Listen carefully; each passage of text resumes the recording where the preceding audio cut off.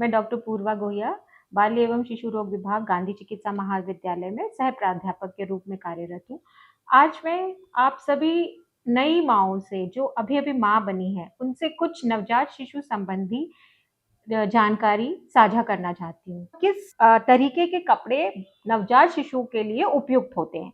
ये एक झबला जैसा है जिसको आप नवजात शिशु को पहनाएंगे। इसमें एक चीज आपको ध्यान रखना है, जब भी आप नवजात शिशुओं को कपड़े पहनाएं वो सामने से खुले होने चाहिए। इससे क्या होता है कि कभी भी बच्चे ने उल्टी करी है या कपड़ा गीला हो गया है तो उसे आप तुरंत निकाल सकते हैं। इसको आप बटन के द्वारा बंद कर सकते हैं। इनको बंद करने के लिए अलग तरीके के कुछ बांधने वाली चीजें भी आती हैं, तो वो भी उपयुक्त है बच्चों के लिए। ये हो गया एक ऊपर से पहनाने वाला जिसको हम झबला कह सकते हैं। ये बच्चे को पहनाने की लंगोट है। ये बच्चे को पहनाने के लिए टोपी है, जिसका ये इन कपड़ों का मटेरियल जो कहेंगे या हम कहेंगे कि ये फलालेन के बने हुए हैं। तो ये आप गर्मी में भी पहना सकते हैं और ठंड के दिनों में भी पहना सकते हैं। ये पैर और हाथ के मोजे हैं, तो हाथ में भी मोजे पहनाना है और पैर में भी मोजे पहनाना है।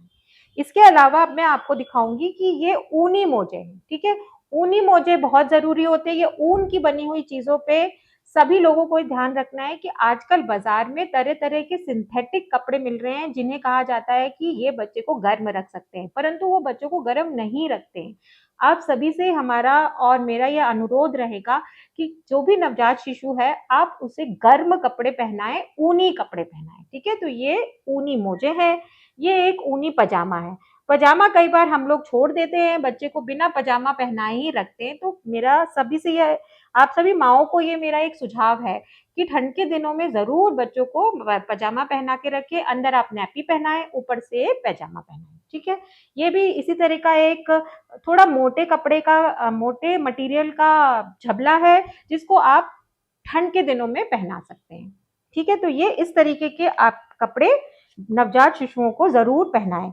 इसके अलावा मैं आपको अब बताना चाहती हूँ कि आपके पास हो सकता है चादर हो, गर्मी के दिनों में सूती कपड़ा, ठंड के दिनों में ऐसा एक कंबल आप बच्चे को लपेटने के लिए इस्तेमाल कर सकते हैं। अब मैं आपको बच्चे को लपेटने की विधि बताऊंगी, जिससे कि बच्चा गर्म भी रहेगा और सुरक्षित भी रहेगा।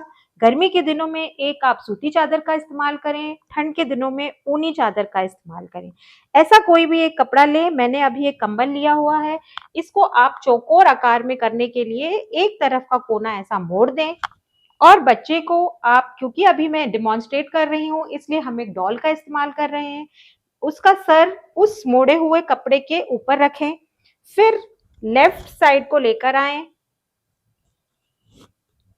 ऐसे। उसके बाद नीचे वाला जो कोना है उसको ऊपर लेकर आए। इसके बाद आप राइट साइड वाला कोना लेकर आए और इस तरह से उसको इधर अंदर ले जाएं। ऐसे आप, जिसको अपन कहते हैं टक इन कर सकते हैं, या इसे नीचे अंदर लेके जाएं और सिर वाला जो आपने मोड़ा हुआ था उसको सिर के टोपे जैसे आप इस्तेमाल कर सकते हैं। तो इस तरह से आपका बच्चा एक कपड़े में लपेट गया है और अब ये अपना तापमान भी मेंटेन करके रखेगा और सुरक्षित भी रहेगा। धन्यवाद।